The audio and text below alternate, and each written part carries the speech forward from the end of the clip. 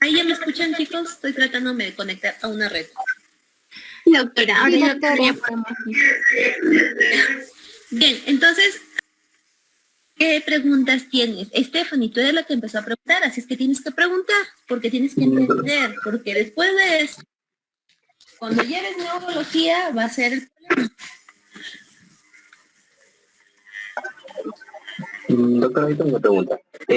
Digamos que cuando existe un problema en el hemisferio derecho, lo que se representa la lesión es en el lado izquierdo, pero mientras va bajando, entonces la lesión ya se representaría en el lado derecho, digamos, cuando ya es después de la primera motoneurona. Sí, sí, Cristian. Si te has puesto a leer, y creo que todos hemos puesto a leer, hay algunas sintomatologías que se dan en el mismo lado. Por ejemplo, cuando tenemos trastornos faciales, si tenemos una lesión en el lado derecho, efectivamente el lóbulo derecho es el afectado. ¿Por qué? Porque tocó primera motoneurona. Y acuérdense que la primera motoneurona es ipsilateral, quiere decir del mismo lado. No se llegó a decusar. Si es que toca segunda motoneurona cuando se decusa, ahí recién es que toca el lado contralateral. Creo que hasta ahí me entendieron. Doctora, yo leí, estaba buscando en videos que también cuando había un síndrome de motoneurona superior, se podía dividir en dos, doctora, en uno que sería un crónico y un agudo. ¿Eso es cierto, doctora? Lo he visto en varios videos. Claro, ¿ya? por ejemplo, el síndrome de Guillain-Barré es agudo. En cambio, el ELA o la desmielinización, a ver, ¿qué es el ELA, Corali? Si has visto los videos, te acaban de hablar un montón de ELA. Sí, doctora, es una encefalopatía, sí la anoté, doctora, un ratito. Era hay una esclerosis lateral anotrófica, doctora. Amiotrófica, sí, efectivamente, eso pertenece a las patologías crónicas. Y hay pacientes, a ver, ¿quién tiene una esclerosis? Un conocido, así recontra conocido que sufre de una esclerosis. Uno que anda por ahí en una silla de ruedas y que habla como si fuera robot. No. Ganador de un premio Nobel, por Dios. Así. ¿Stephen King? El creador, doctora, ¿cómo se llama? De Microsoft, no sé. No, Stephen Hawking, doctora. Exacto. Si han visto de Big Bang Theory, ahí a cada rato lo hablan, ¿ah? Sí, doctora. Stephen Hawking, doctora. Sí, muy bien. ¿El de qué sufre? De esclerosis lateral amiotrófica, doctora. Ya. Entonces, ahí por una degeneración crónica. Dime, Andrea.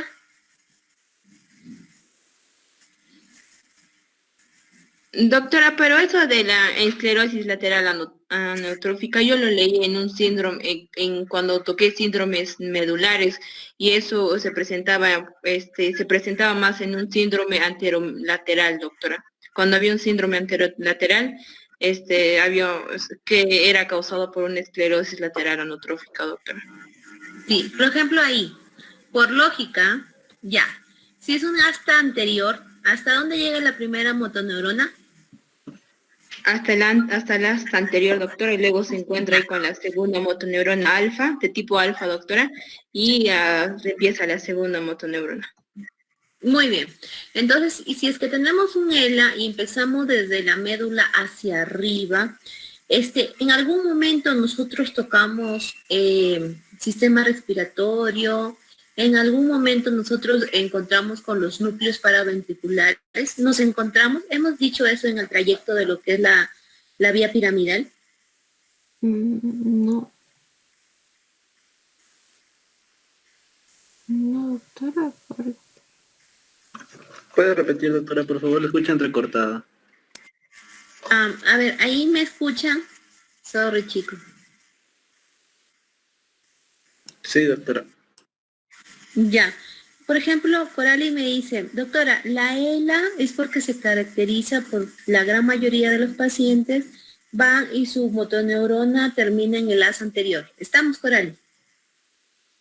Ya. Entonces, cuando vemos anatomía normal, ¿de dónde nace la primera motoneurona y hasta dónde termina? Ángela. La primera, doctora, es desde la corteza y llega hasta la médula espinal para la decusación en el asta anterolateral. Ya, por eso es que el coral y la gran mayoría de las personas que tienen esto tienen problemas musculares, porque en el trayecto que tú vas a ver y vas a estudiar, ¿qué va a pasar? Ningún trayecto de estos va a encontrarse con lo que son los centros respiratorios, ninguno de esos trayectos van a encontrarse con lo que es el centro, por ejemplo, el centro de lo que son hormonales. Por eso es que este tipo de pacientes, si lo has visto por imágenes, solamente tienen problemas musculares. Por ejemplo, respiración sí puede. Lo que sí, el diafragma es un músculo, siempre tenlo en cuenta. Y como todo músculo, se va a atrofiar. Por lo tanto, este paciente con el pasar del tiempo va a tener dificultad respiratoria. Creo que ahí ya me entendiste. Ya, a ver, ¿qué más? A ver, Stephanie, tú eres la primera que preguntó y hasta ahorita no preguntas. Ah, sí, doctora, había, o sea, cada lesión a nivel de esta depuración tenía su propio nombre, o sea. Ya, ahí podía ser- vamos, ajá, exacto, mire, aquí está. Lo que Stephanie dice, aquí está. Muy bien, Stephanie. Dime. sí, doctora. ¿En imagen, doctora? Dime. No le escuché muy bien. ¿En la imagen me está preguntando? Sí, ¿qué te muestra? Ah, ya. En el síndrome de Weber va a haber una lesión a nivel del miembro superior y el miembro inferior tiene un solo lado. Porque, mira, está antes de la decusación. Creo que ahí ya entendiste cuando te dije, hay un lado derecho, hay un lado izquierdo, dos se van a cruzar. Como está antes de la decusación, entonces aquí en este cordón, ¿qué va a bajar? Va a bajar la pierna derecha y va a bajar el brazo derecho. Entonces, por eso, en el síndrome de Weber, que va a estar afectado en lo que es el mesencéfalo, que vamos a tener problemas de una hemiparesia de un lado, o puede ser el derecho o puede ser el izquierdo. Ya. Síndrome de Gubler, ¿qué era, Cristian? Es cuando ya está afectando también al mismo lugar, pero ya la primera motoneurona a nivel de la protuberancia y nos está afectando en la mitad del rostro y la mitad del cuerpo también, doctora, pero el rostro es contralateral. Ya, ¿por qué el rostro es contralateral, Cristian? No sería mismo Puede lado. ser, doctora, porque tenemos el nervio facial que se encuentra en la primera motoneurona también, porque está pasando por él. No, pero sí. No, mijo. No hay que confundir los pares craneales con la motoneurona. Las motoneuronas son parte de lo que son las neuronas de Beck. En cambio, los pares craneales son sus propias neuronas. Ahora, en lo que se afecta el rostro, ¿por qué? ¿Alguno de ustedes se ha puesto a ver el nervio óptico? ¿Qué va a pasar en el nervio óptico? Doctora, hay una decusación también, doctora. Cuando atraviesa el quiasma óptico, ahí va a haber una decusación, doctora. Así. Ya. En cambio, esa decusación es paralela. Por ejemplo, si ustedes ven la decusación a nivel medular, es de lo que son las pirámides de Betz. Pero en cambio, en los nervios craneales, ¿qué va a pasar? Van a pasar por esa sección, nadie te lo va a negar. Pero en esa sección se van a decusar. Por eso es que te dice de que se afecta lo que es la región facial del lado contralateral. Creo que ahí ya me entendieron. O pregunten. Doctora, ¿podrá explicarlo de nuevo, por favor? No Que lo no entendí, doctora. Por favor, explíquelo de nuevo. Por favor. Ya, ok, espérame 5 segundos para sacarle la figura. A ver. Aquí está.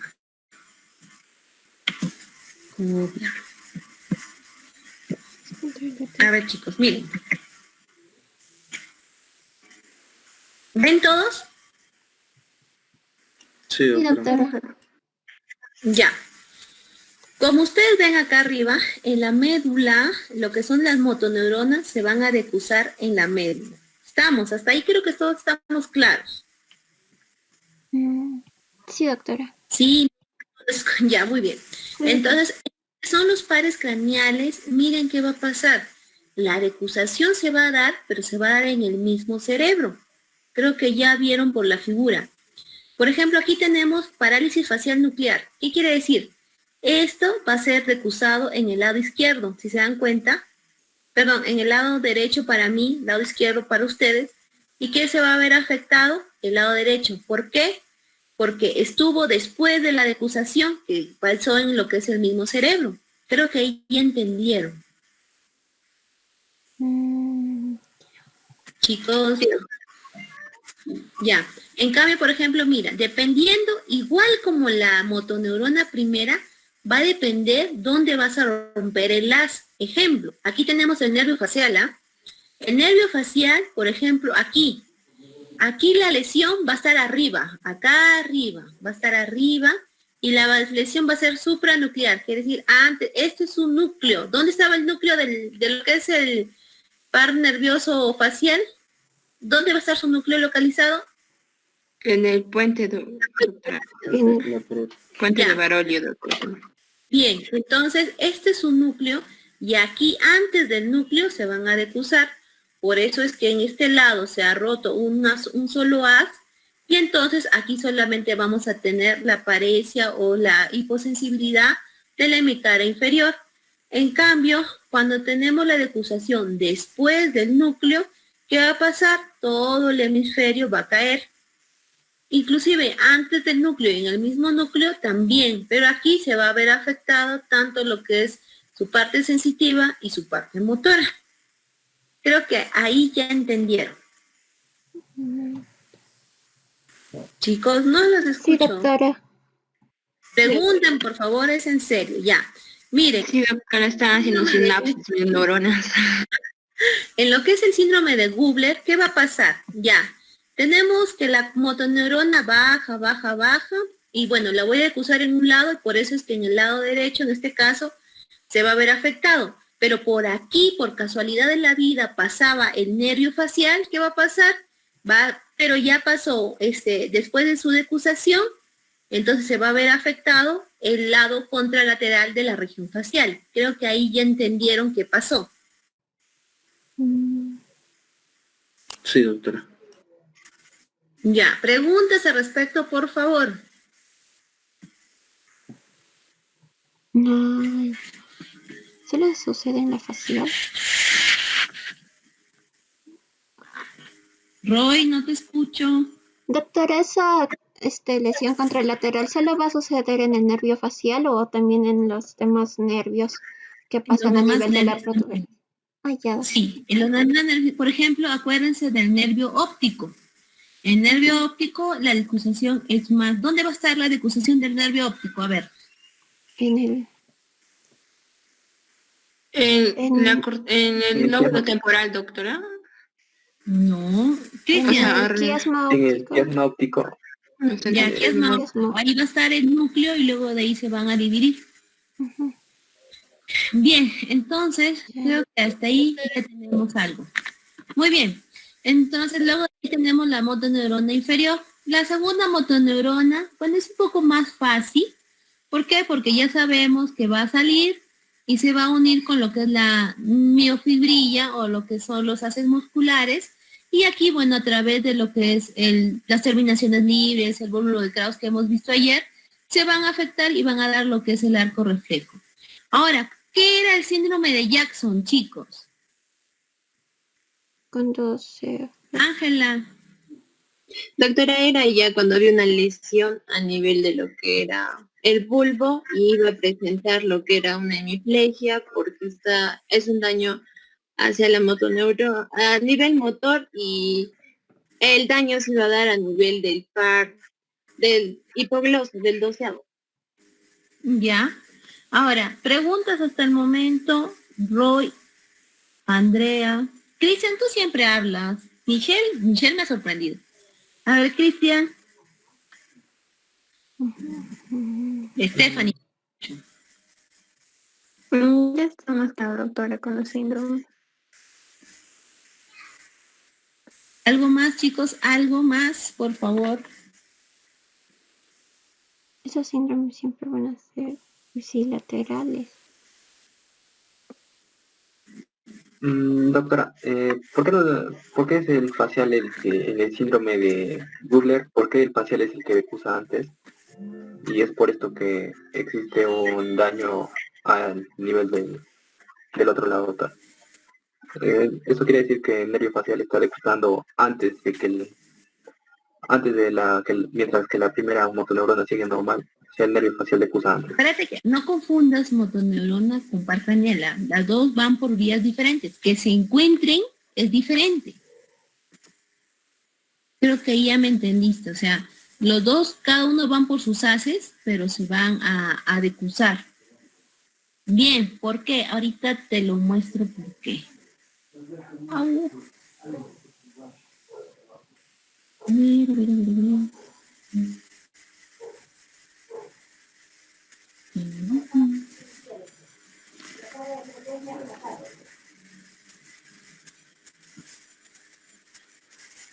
El primer ejemplo es contralateral.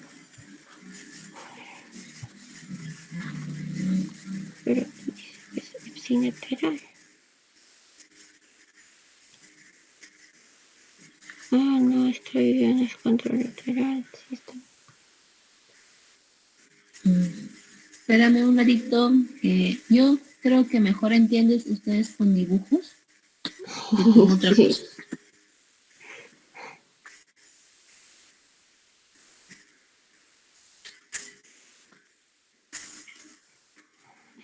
Por favor.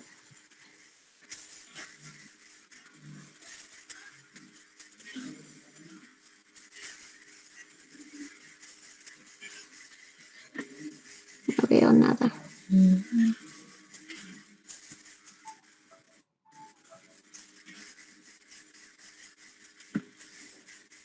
Me dice de sexto par y lateral.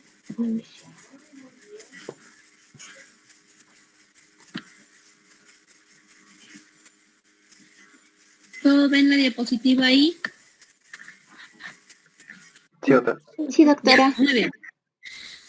Vamos con Miller y Gubler. ¿En dónde va a ser la sección? ¿Dónde se va a seccionar? ¿Qué parte de la médula se va a seccionar? Acá. ¿Qué era esto? Protuberancia. ¿Estamos? Sí, doctora. Ya, bien. Entonces, esto es protuberancia. En versión súper grande. ¿Estamos? ¿Hasta ahí me entendieron? Sí, doctora. Ya. A ver. Lesión, ¿de qué lesión era? De lesión del sexto y del séptimo par. Ujú. Miren dónde está el núcleo del séptimo par. Se los presento. ¿Ven dónde está el el puntero? Sí, Sí, doctora. doctora. Ya. Ahora, ¿quién ubica el séptimo, lo que es el sexto par? Mira dónde está. Está más abajo, doctora. Ahí. Ya. Está más abajo. Muy bien. Ahora, ¿alguien me puede decir dónde está el decusamiento de ese par craneal? De séptimo sexto. Sería. No sé. Vamos, chicos. No decusa. No se ve. No se ve el decusamiento, doctora. ¿Se acuerdan que les mostré un dibujo anterior? Ya, vamos a comparar. No entiendo.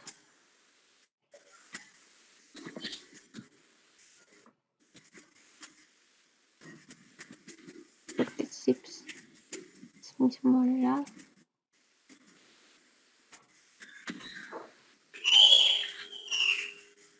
¿Alguien? A ver,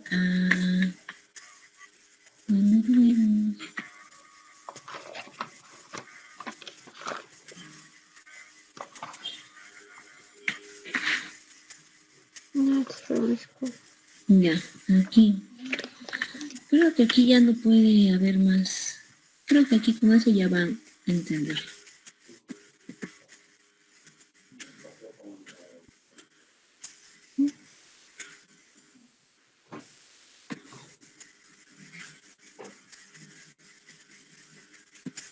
la misma forma. ¿Sí? Mm, ¿Ven? Sí, Sí, doctora. doctora. Sí, doctora. Bien. Ya. Ahora, ¿dónde teníamos el sexto y el séptimo? Tenemos el sexto y el séptimo. ¿Dónde, ya que tanto me decían, ¿dónde está la decusación? Mira, aquí te la presento. Dice fibras que van a pasar decusación de los pedúnculos cerebelosos superiores. Mm, ¿Lo ven? No. A ver. Ahí creo que ya lo ven más grande. Sí, doctora, era sí. Sí, doctora. Ya. Decusación de los pedúnculos cerebelosos superiores. Mira, aquí está la decusación. ¿Dónde estaba el sexto par? Por acá, ¿verdad? mm, Mm, Ese es el cuarto, creo, doctora. Dice núcleo del cuarto par. Ya. ¿Y el sexto? Por aquí un poquito más arriba. Hasta ahí creo que sí. mm, Sí nos siguen. Ahora sí, me pueden responder. ¿Es antes o después de la decusación? Antes. Antes. Antes, doctora. Antes. ¿El cerebelo dónde está? Está abajo. El cerebro. ¿Qué parte es esto? ¿Posterior o anterior? Ah, Eso es la parte Anterior. posterior. Anterior. Posterior. Acuérdate el cerebelo dónde está. ¿Y dónde están tus ojos? Están acá, ¿no es cierto? Anterior. está después. Ya. ¿Tú no estás viendo la región facial en la parte anterior o lo estás viendo en la parte posterior? En la parte. En la parte anterior, En la doctora. parte En la anterior. Ya, mira, aquí está la cara. Muy bien. Ahora dice, Cristian me preguntó, doctora, pero ¿por qué se afecta el lado contralateral? Si supuestamente el sexto y el hemiparesia del lado todavía no se llegan a decusar, por eso es que el hemiparesia es del mismo lado. ¿Por qué? Porque tu par ya se decusó, por eso es que se afecta en el otro lado. Creo que ahí ya me entendiste, Cristian. Sí, doctora. Ya, entonces con dibujos entendimos. Ya, ¿qué otra pregunta, Cristian? Uy, Nada más, doctora, ya está todo claro. Stephanie, Sí, doctora, ya no, creo que nos ha quedado claro todo. Orali, Michelle, Roy. mm, Sí, entendido, doctora. sí, doctora, sí entendí. No, sí, ¿Seguro? doctora. Sí. Ya, ok. Entonces, vamos bien. Y dentro de esto que hablábamos ayer, que una de las patologías más comunes era el síndrome de Guillain-Barré, creo que ya lo leyeron para el día de hoy. Y otra patología es la que se va a ver, que es el DSB. Por eso es que el día de hoy vamos a hablar de DSB. Bien. Entonces, ¿qué es el síndrome cerebrovascular? ¿Alguien me puede decir? Mm, La interrupción del aporte sanguíneo de una parte del cerebro, doctora. Ya. ¿Qué más? Doctora, ¿qué más se va a presentar por causas isquémicas y que en un pequeño porcentaje va a ser por causas hemorrágicas? Y va a tener una instalación, va a ser agudo, doctora, o sea, va a presentarse de manera aguda. Ya, o también puede ser de manera crónica, al menos si hablamos de isquémico. Stephanie, ¿qué más?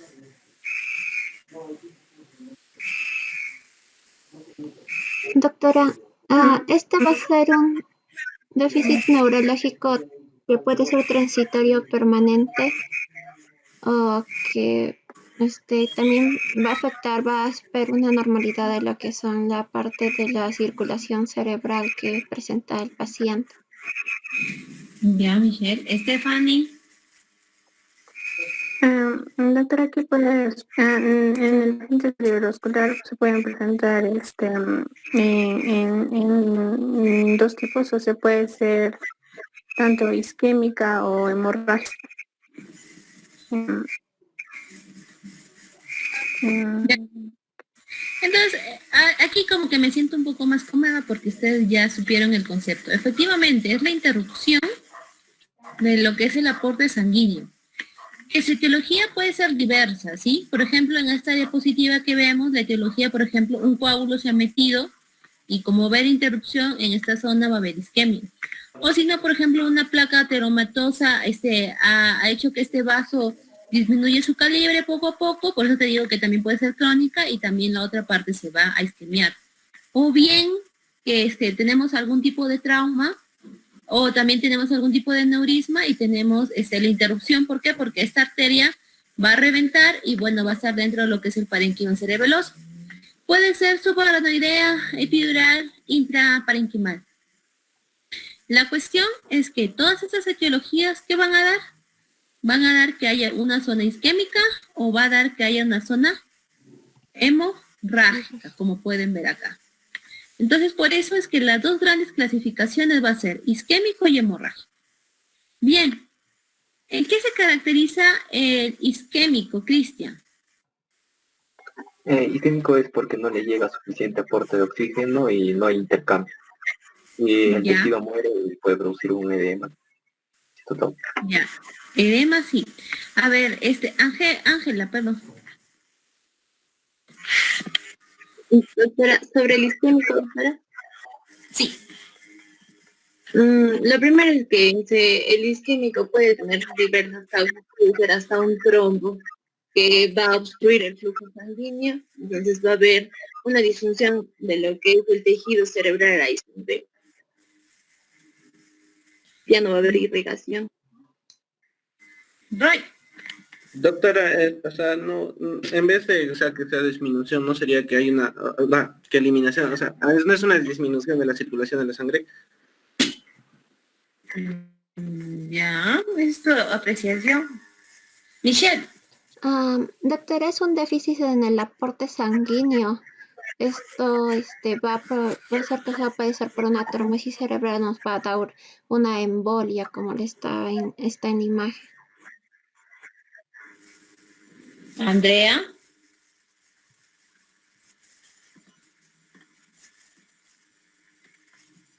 Andrea. Es un carro de policía. Doctora. Hoy vamos a aprender. Ya. Sí te escucho, dime. ¿Escucha? Sí. Sí. Doctora, ¿estás escuchando? Sí. Doctora. Ángela, ¿le puedes decir que sí le escucho, por favor? Ya, doctora, bueno, según lo que yo estudié, o bueno, leí de agentes cerebrovasculares isquémicos, en las causas isquémicas son de un ataque transitorio que es de menos de 24 horas y mayormente es de 24 horas, menor a 24 horas y lo normal es de 6 a 1 hora. La causa más común es de causa carotidia y la causa de ACV isquémico es el infarto cerebral que conocemos, que ya es la oclusión completa de la arteria. Ya. A ver, entonces todos han coincidido en lo mismo, casi igual. O sea, lo que hay que hacer es que...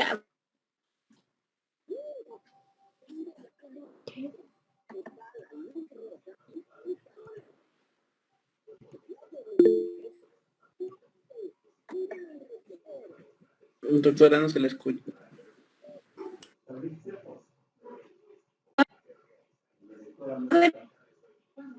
Una disminución de esta irrigación.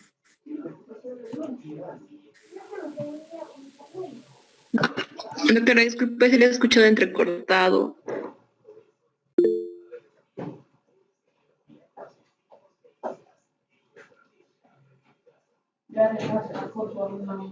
¿Ahí se me escucha? No, sí, no. Sí, doctora. ¿Hay mejor? Doctora. Ya. Entonces, el accidente cerebrovascular isquémico, ¿qué va a hacer? y como todo el mundo dice, es una disminución de lo que es la irrigación. ¿Por qué digo que es de tipo crónica? O generalmente, vuelvo a repetir, generalmente, es porque esta oclusión, o va a haber una estenosis de esta arteria o va a haber una oclusión. Ahora, si esta oclusión va a ser súbita, obviamente les va a dar, dependiendo de la arteria que ocluya, va a dar la sintomatología. Si por imagínense que ocluya la carótida, a ver, ¿qué va a pasar si ocluye la carótida? Ayer estaban hablando de irrigación. ¿Quién estaba hablando de irrigación? ¿Corali, creo? Sí, Corali, tú estabas hablando de irrigación.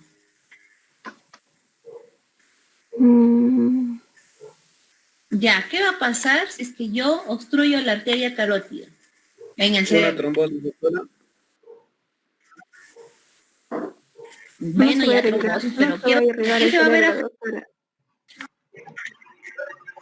Ya, Michelle, No, la que no, era la no, experta en decir esto, ya no estaba irrigada. Doctora, disculpe, le escuché la última parte entrecortado. ¿Me puede repetir, por favor?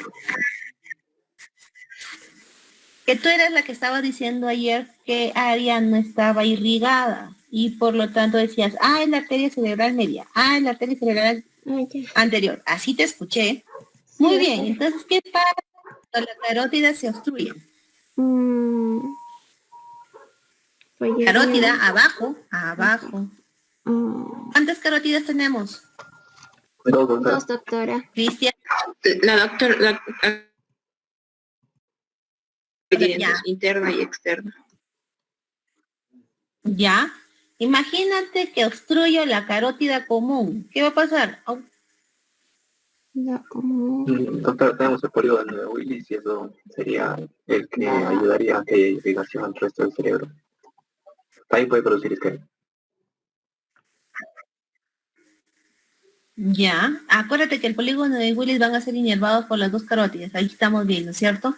Pero la idea que querían que llevaran es que todo el óvulo se va a ver ocluido. Y eso creo que venía, ¿por qué? Porque imagínense, una vez, solamente una vez he visto isquemia de todo un lóbulo. ¿Y qué pasó? Se puso un catéter a un paciente y ese catéter estaba en arteria. Entonces vino la UCI y le puso el catéter en la vena, porque ustedes ya saben que el catéter venoso central va en la vena. Bien, entonces se fue la UCI y el médico, porque era médico, vino y le quitó el catéter venoso central de la arteria y le presionó la yugular, perdón, le presionó la carótida y le presionó por 10 minutos la carótida. Y al día siguiente la paciente estaba con trastorno del sensorio, no hablaba y si hablaba cosas muy, muy salidas de tono. Le hizo una tomografía y ¿qué se encontró? Isquemia del lóbulo derecho. ¿Qué pasó? A ver, Ángela, ¿qué puedes deducir que pasó con esa paciente? En este caso... Doctora, como sabemos que las ramas de la carótida interna y la externa nos van a haber compromiso, o sea, para que den el polígono de Willis, las arterias vertebrales. Entonces, al presionarle y evitar el flujo, ha alterado todos los sectores que están a ese nivel. Por eso hasta le provocó alteraciones del lenguaje. Ha habido un daño a nivel temporal de lo que es la parte derecha. Si fuera tu mamá, ¿qué le harías al médico? Si tú eres médico.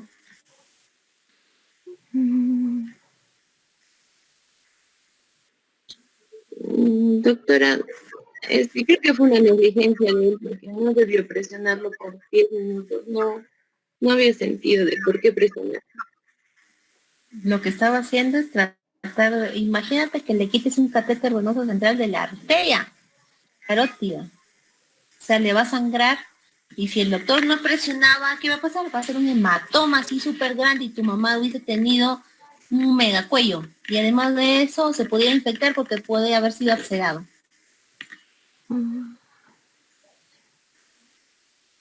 Por menos tiempo no se puede presionar, doctora, o alguna otra medida. Eso es lo que quiero que tú me digas. ¿Qué medidas se tenía que tomar? ¿Qué pasa cuando encontramos una sección, un miembro superior o miembro inferior amputado? ¿Qué hacemos nosotros? Presión, doctora, para que no salga la sangre. Ya, y mientras el transporte para que no pierda la pierna o el brazo, ¿qué hacemos? Transfusión sanguínea puede ser, doctora.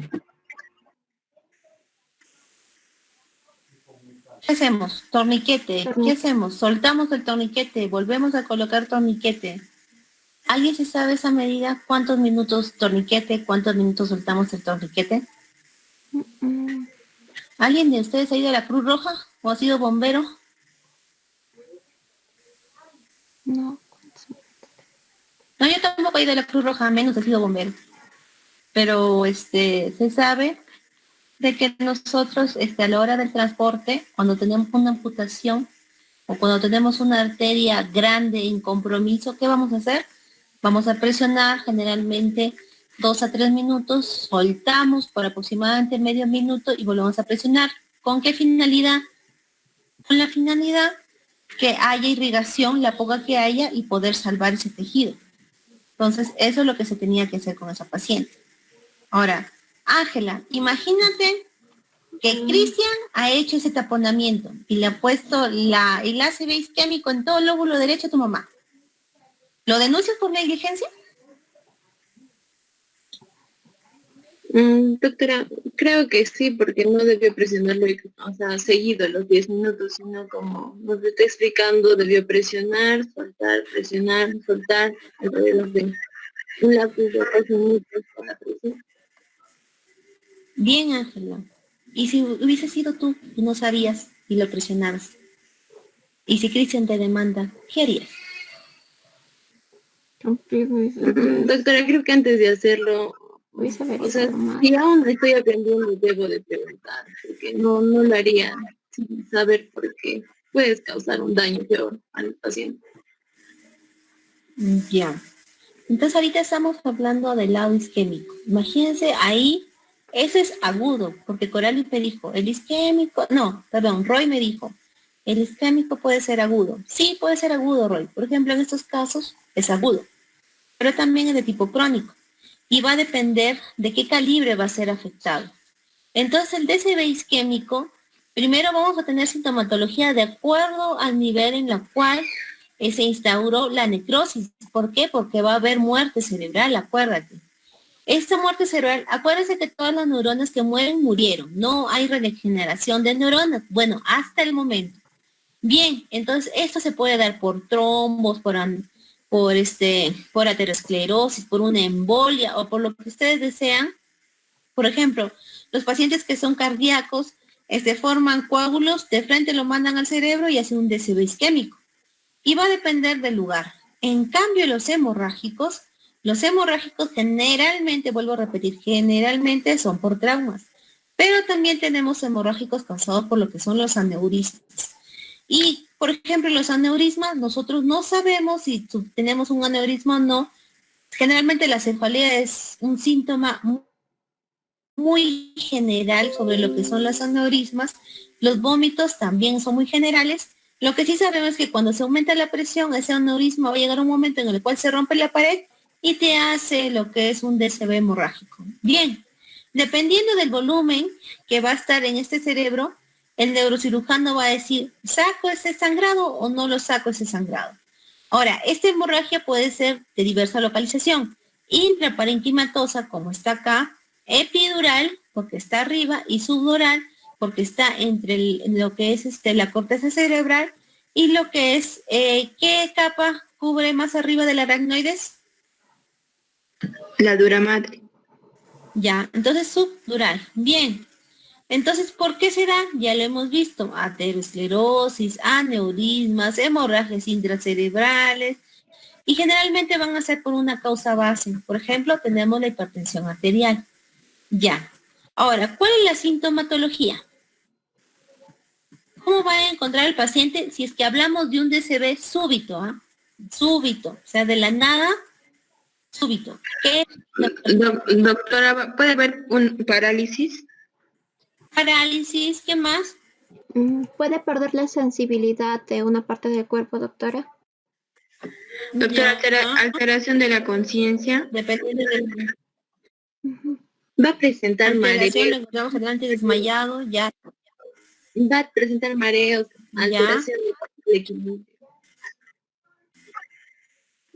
ya, Cristian, ¿qué más? Dependiendo en el área que se encuentre, si es el área que es dominante, se encuentra puede hacer un efecto de presión sobre el área de Broca y no puede hablar bien el paciente tal vez. Puede ser. Ya, Roy, ¿Cómo sería? ¿qué No, otra? todos los que tenía en mente le dijeron, doctora. ¿Qué más?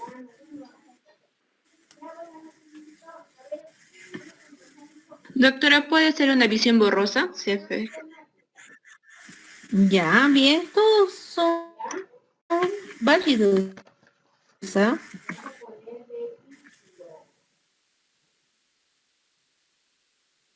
Ahora vamos a ver.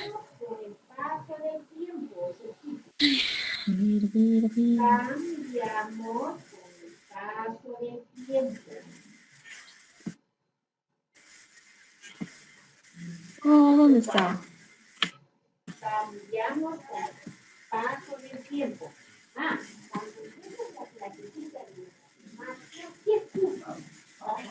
Bien, algo que dijo Cristian es cierto, va a depender del lugar donde va a ser afectado. Muy bien, ahorita tenemos nuestra gran novedad, la tomografía, así es que vamos a ver qué les va a pasar a este tipo de pacientes.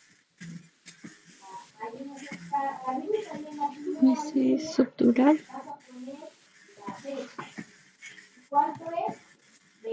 Bueno, eso es suficiente.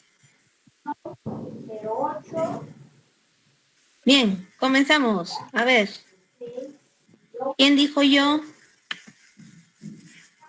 De estar.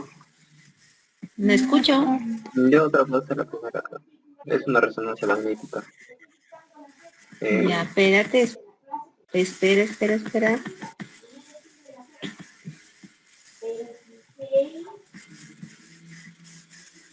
¿Sí ves el cursor,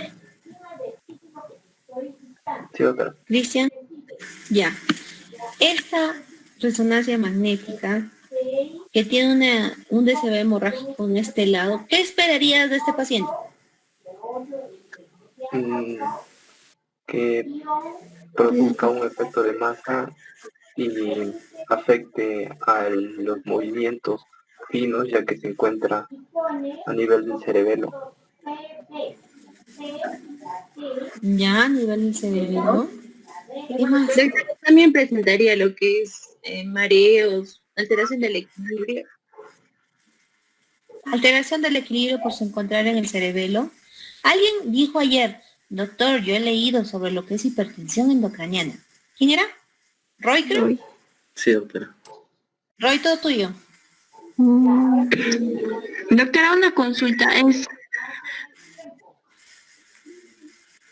Dime, Corali. doctora, ¿me puede agrandar la imagen un poquito más? Por favor, es que no miro.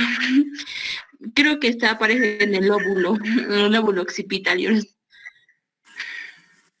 Yo estoy preguntando. A ver, vamos a ver. Gracias, doctora. Ahora sí, está mejor. Gracias. Ya, más grande.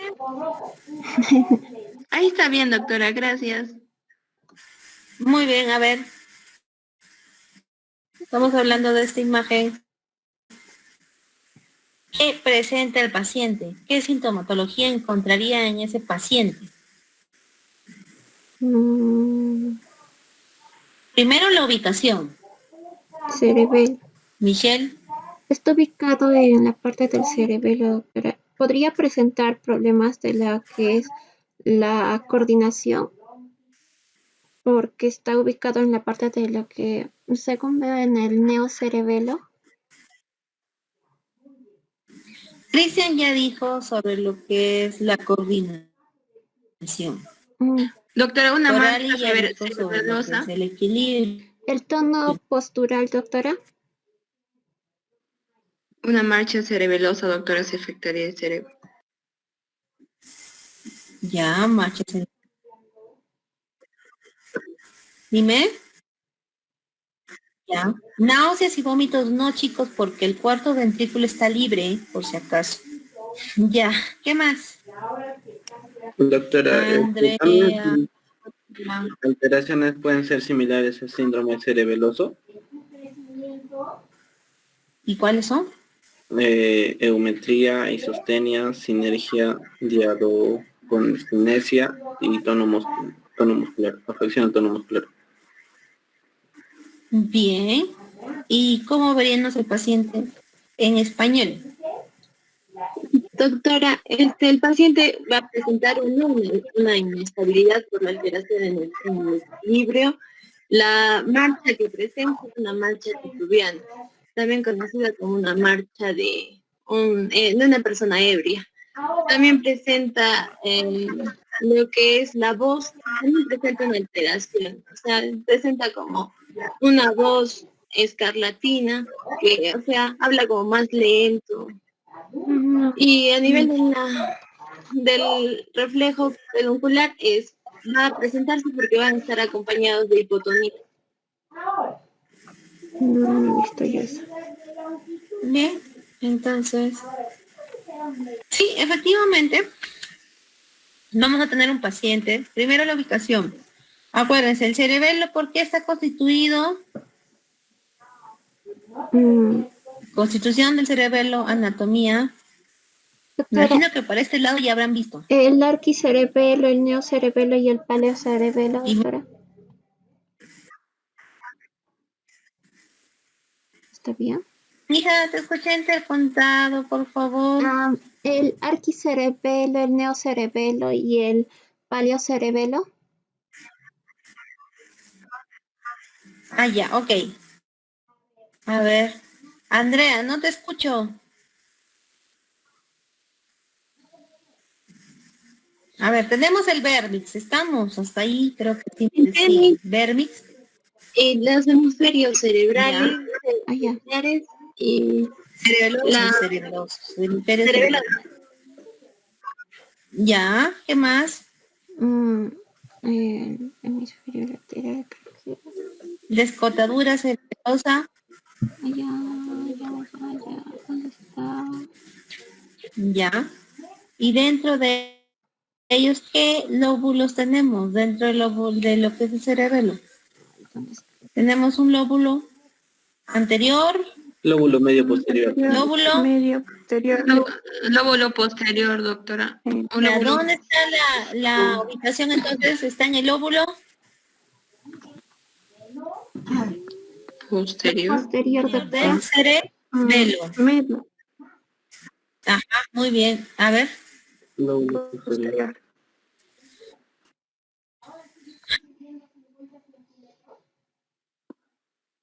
¿Lóbulo posterior o lóbulo medio? Posterior, doctora.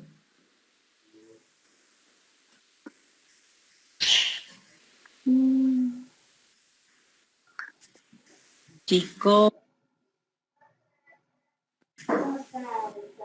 Posterior o lóbulo medio. No me pregunten.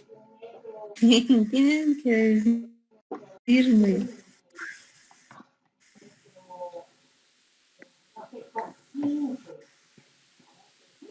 En el posterior.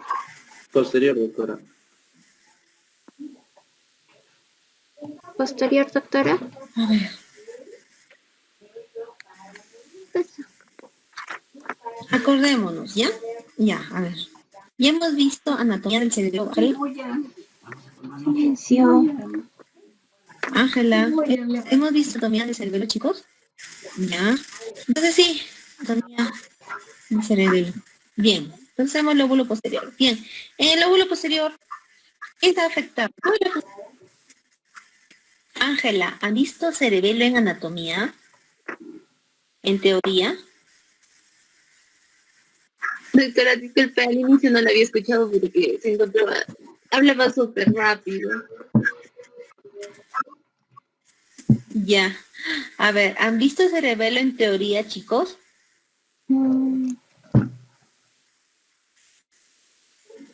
Vestíbulo, claro. Sí. Digo, sí. ¿Sí o no?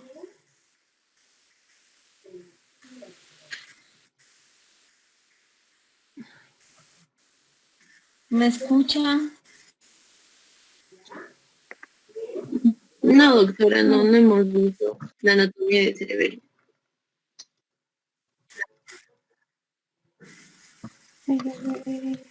Ya, entonces vamos viendo. Ok. A ver.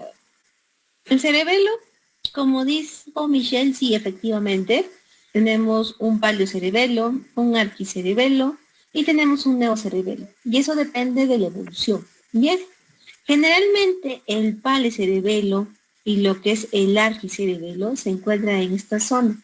La zona en lo que es la más, para que ustedes me entiendan, la escotadura más finita, por aquí va a ser. ¿Por qué?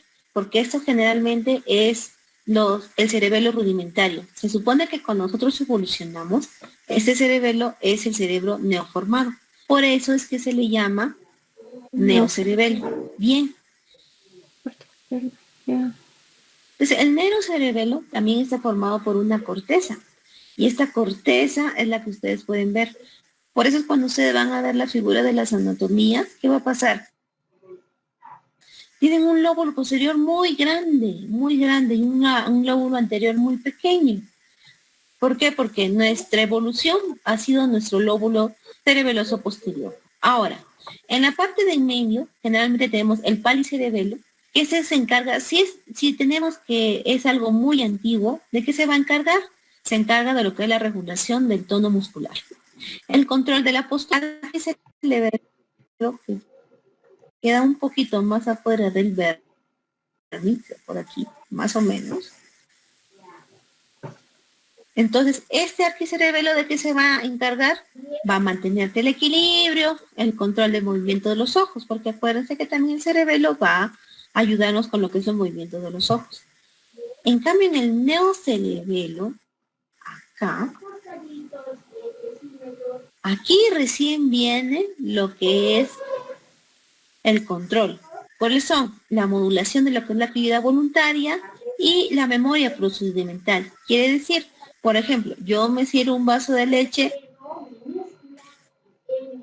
primero cojo la jarra de leche, me la sirvo en el vaso y la colocan. Ustedes no se han dado cuenta, y nosotros sin saberlo abrimos los ojos y recién nos damos cuenta que ya nos estamos lavando la cara. Mientras tanto ya nos hemos parado, hemos caminado. ¿Por qué? Porque se viene lo que es el control de todos los procedimientos que hacemos a lo largo de nuestros años. Bien, entonces este paciente, si vamos a tener una anulación de uno de nuestros cerebelos, este cerebelo lo va a ayudar. Pero como es uno de ellos, ¿qué va a pasar? ¿Vas a encontrar incoordinación en la marcha? Puede ser, porque acuérdate que la marcha es muy rudimentaria. Pero lo que sí vas a encontrar es que este paciente ya, no es que no recuerda, tampoco es que tenga amnesis, pero va a empezar, igual que un bebé, a otra vez a ver cómo me levanto, cómo tengo que hacerlo. Primero la pierna derecha, luego la pierna izquierda. Eso vas a encontrar en ese tipo de paciente, por el lugar donde se ve afectado en el cerebelo. Hasta aquí, ¿preguntas? No, pero... Chicos, ¿preguntas? No, doctora. Ya. Ahora tenemos la otra tomografía. Creo que la otra tomografía está más fácil. Roy me estaba hablando sobre edema, hipertensión endocraniana. Bien, Roy. Lúcete aquí. Te la presento.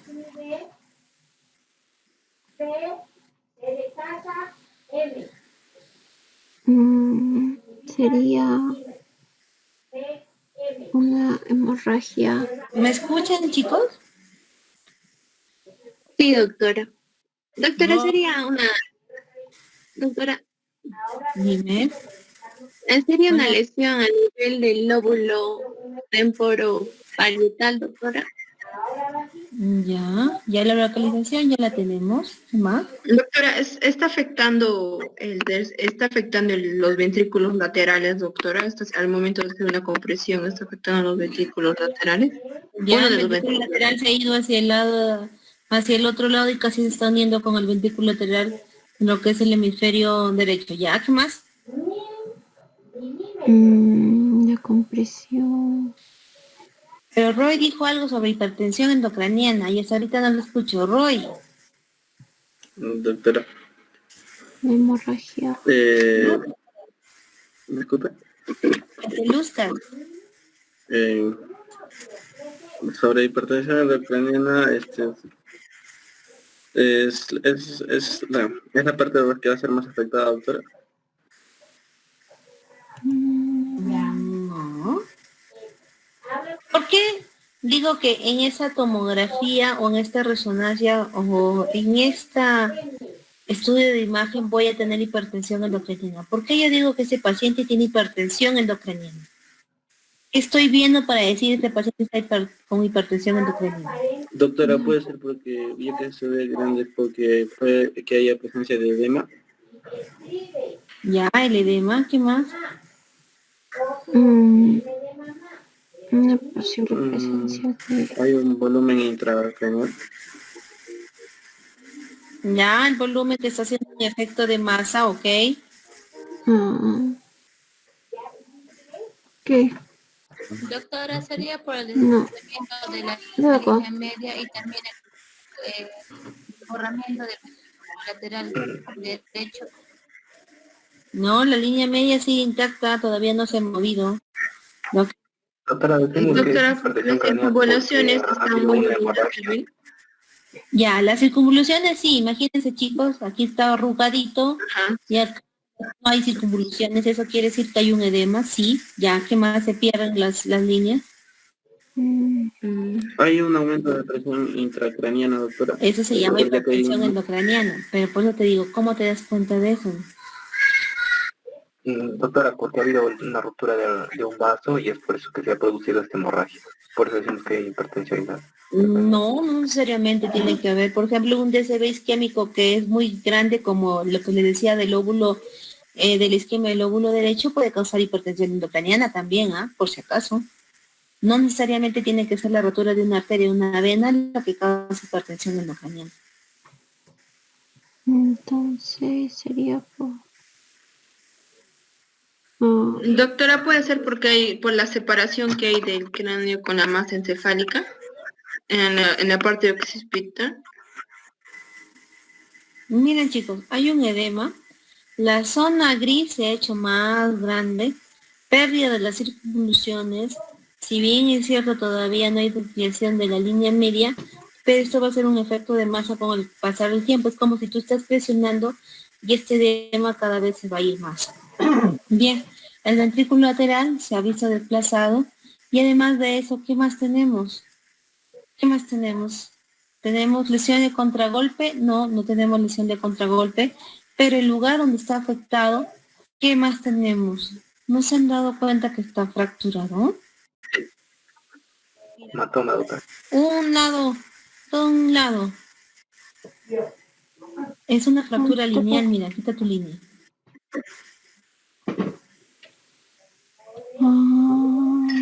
Entonces, este paciente tiene que ingresar urgentemente a sala.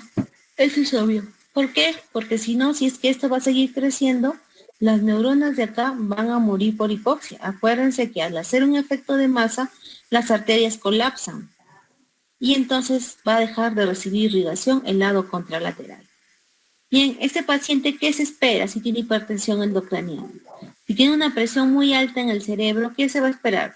Este paciente sí te puede debutar con náuseas y vómitos.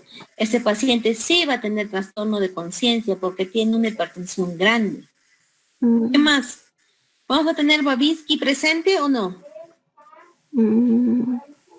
Michelle.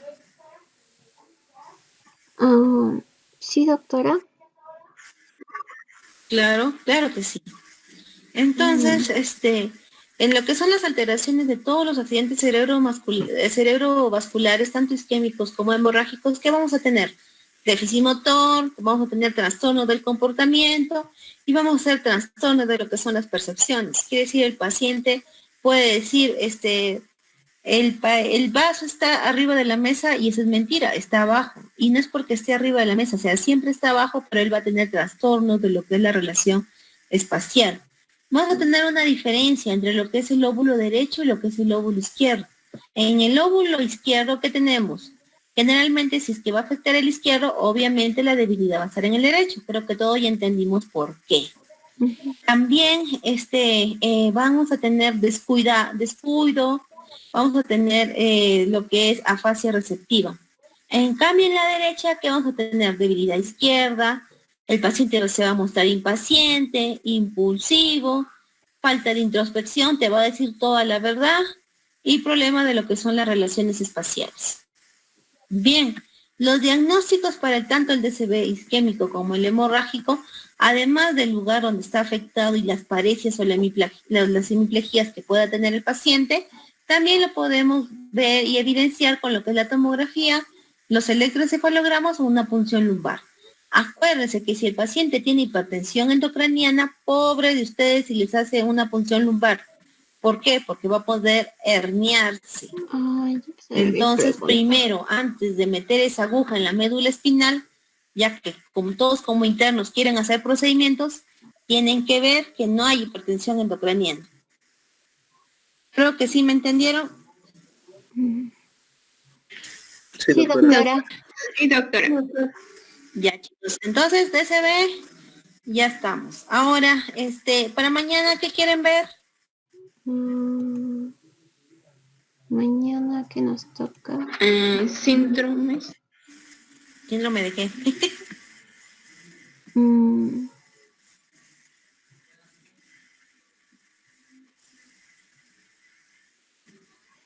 ¿Quieren ver un poco el cerebelo más a fondo ya que no han visto anatomía?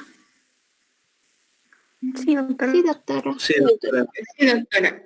Ya, muy bien. Entonces, para mañana, síndrome cerebeloso, por favor, ¿sí? Ya, doctora. Pero mire, le voy a decir al doctor que mañana tenemos síndrome cerebeloso, así que estudien.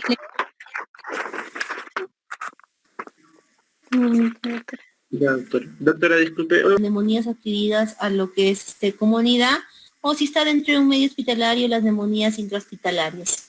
Luego la citromicina se da más que todo como inmunomodulador. ¿Por qué? Porque la citromicina es un ATB, pero es para atípicos. Pero sin embargo, tú me preguntarás, pero si el COVID es un virus, ¿por qué le doy al citro? La citro se da como inmunomodulador en el paciente. Se da 500 miligramos cada 24 horas por 5 días, dependiendo también del paciente, por si acaso. Luego de ahí tenemos la dexametasona. Tenemos un estudio RALES que recién ha salido hace aproximadamente un mes, en las cuales demuestra un éxito en lo que es la dexametasona en los pacientes que recién se han diagnosticado COVID. COVID de tipo leve a tipo moderado. Esta va a ser 6 miligramos cada 24 horas por 10 días. Luego de ahí tenemos la enoxaparina o la heparina sódica. La enoxaparina se da en los pacientes o la heparina sódica en los pacientes que son renales. Esto más que todo porque acuérdate que la COVID le gusta mucho el epitelio. Y como le gusta el epitelio, una tormenta de citoquinas y esto va a ser una cardiopatía. Entonces, para evitar la cardiopatía y también para evitar un poco la trombosis que va a producir lo que es el endotelio, ¿qué va a hacer? Lo vamos a anticoagular y por eso es que colocamos enoxaparina. El resto, como son omeprazol, metamizol, también damos paracetamol porque generalmente la gran mayoría de los pacientes viene con fiebre, malestar general, el paracetamol va bien en estos pacientes. AINES no se da, ¿por qué? Porque estos AINES van a ser, unos son gastrolesivos y otros van a afectar lo que es la actividad cardíaca del corazón. Bien, ¿qué más? Pero dependiendo, muchas gracias, doctora. Dependiendo del paciente, en realidad, porque si es que tenemos... El paciente tiene 40 años, doctora, y es obeso. Por ejemplo, ese paciente obeso tienes que aumentarle atorvastatina. ¿Por qué? Porque generalmente nosotros que somos obesos, porque yo me considero obesa, Estos pacientes tenemos ateromatosas y lo que tienes que hacer, como va a hacer trombosis, que esas placas se adhieran más a los vasos para que no puedan desprendidas y luego no te pueda causar una embolia gasosa. Entonces, ¿La torvastatina de cuánto, doctora? Por la favor. torvastatina se va a dar de 40 miligramos cada 24 horas. Gracias, doctor. ¿Por cuántos días, doctora? ¿O cómo se Esto se va de largo, un mes, 2 meses, de su perfil lipídico, bien que salga. ¿Qué más? Acuérdate Nada más, que muchas gracias, doctora. Ya, chicos, vayan nomás. Gracias, doctora. Gracias, doctora. Muchas gracias. Gracias, doctora. Chao.